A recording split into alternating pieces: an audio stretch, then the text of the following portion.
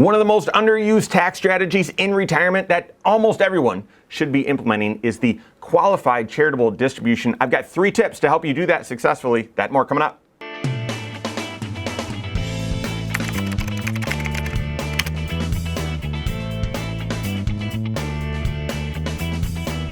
My name is Mike Bernardo, the host of the Wise Money Show. I'm also one of the certified financial planners right here at Korhorn Financial Group. Make sure you hit that subscribe button, turn on notifications, and smash that thumbs up button. Your certified financial planner is going to be helping you with all 6 areas of your financial life. One of those 6 areas is tax planning, not tax preparation. Hopefully they're helping with that too. It's just, it's obvious when they're doing the planning to help with the preparation. But tax preparation is reactive. It's taking what happened last year, taking the right number, getting in the right box. Tax planning is proactive.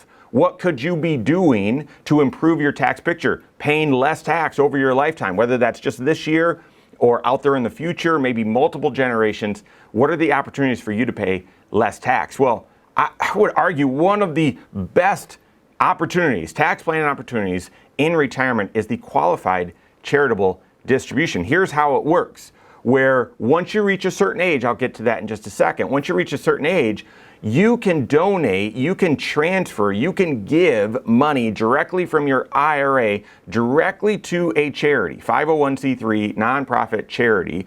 And in doing so, it's a withdrawal that comes out of your IRA. You don't pay tax. It does not land on your tax return. The money then goes to the charity and they don't pay tax. Right? They're a nonprofit. So money came out of your IRA, went directly to the charity, not to you and then to the charity, but went directly to the charity. You don't pay tax, they don't pay tax. This is a big deal. Why? Because if you are donating to the church, donating to a nonprofit, and you're in retirement, then you're drawing money out of your IRA. It's coming to you, whether that's monthly, to supplement your Social Security or whatever it is, and you're having to report that income on your tax return. And then you give that money to church or to the 501c3, and then you've got to see if you can write it off on your taxes. Here's the deal. With the standard deduction doubling from the Tax Cut and Jobs Act, and so few people itemizing their taxes, it's very rare, especially in retirement, that you're going to itemize your deductions. You'll get the standard deduction instead.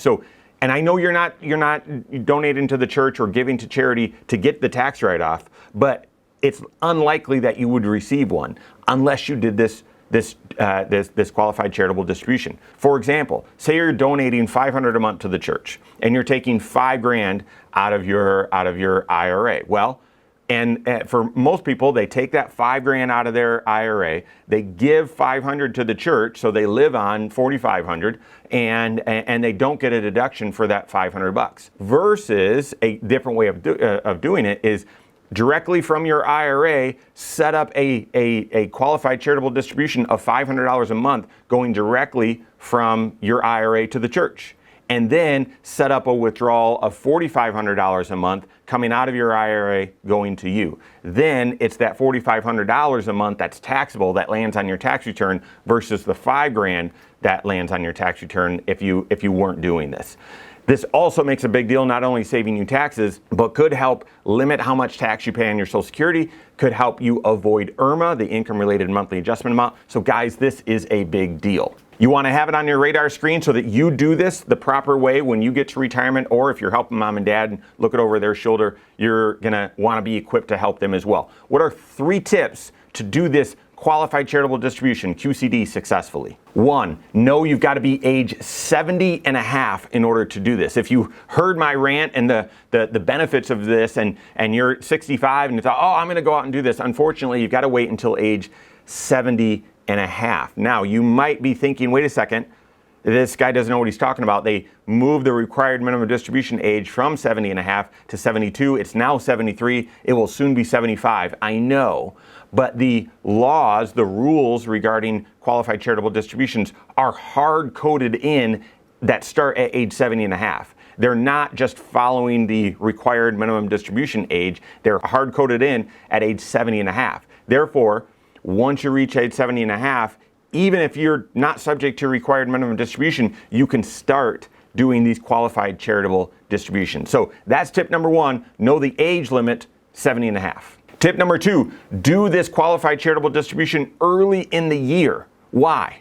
Because once you reach your required minimum distribution age, you're required to take a certain chunk out of your IRA, out of your pre-tax retirement accounts.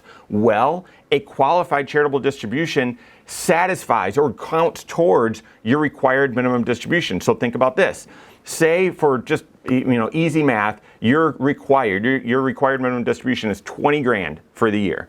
All right, well, let me take my 20 grand out. I'll do that. And then you get to the end of the year and say, oh, I want to do some year-end giving to the church. I'll do another 5 grand and send it via a qualified charitable distribution going to the church. Well, that's great. You took your 20 grand out. It's going to be taxable to you. Then you took 5 and moved it to your to the church via a qualified charitable distribution. Okay, 20 grand is taxable. Now reverse it. All right, you do your qualified charitable distribution of 5 grand to the church. You want to do that, and you do that early, get that out of the way. Well, then later in the year, you do your required minimum distribution. It was 20 grand, but you already took 5 out. So now you only have to take 15 out, and that's required, and only that 15 shows up as taxable. So tip number 2, do your qualified charitable distribution early in the year before you take your required minimum distribution. And then tip number 3, roll over old 401ks, old retirement plans into your IRAs when you retire. Why would I bring this up here? Because qualified charitable distributions can only be done from IRAs. Simple IRAs, yes. SEP IRAs, yep. Traditional IRAs, that's the biggie. That's where that's most common, okay? But can you do a qualified charitable distribution from a 401k? No, you can't. From a 403b? No, you can't. Will those, by the time you reach age 73, soon to be 75, do those have a required minimum distribution? Yes, they do. And it's separate from your IRA one, right? So this is one of the reasons, maybe not a primary reason, but one of the reasons why when you retire, you should be moving your old 401ks and your 403bs, all of those retirement accounts, should be moving them to an IRA because you can do a qualified charitable distribution off of it, and it simplifies your required minimum distribution. So those are 3 tips. Should you be doing qualified charitable distribution? I hope so. If you're charitable, if you're giving to the church, if you are giving to causes that you care about, nonprofits,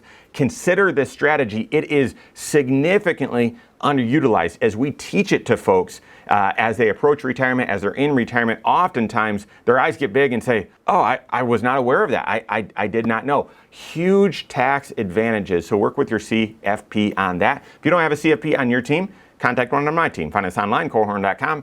That's Korhorn with K, wisemoneyshow.com. You can find us there as well, or give us a call, 574-247-5898. All right, there you have it. Go out and take your next wise step in your financial life.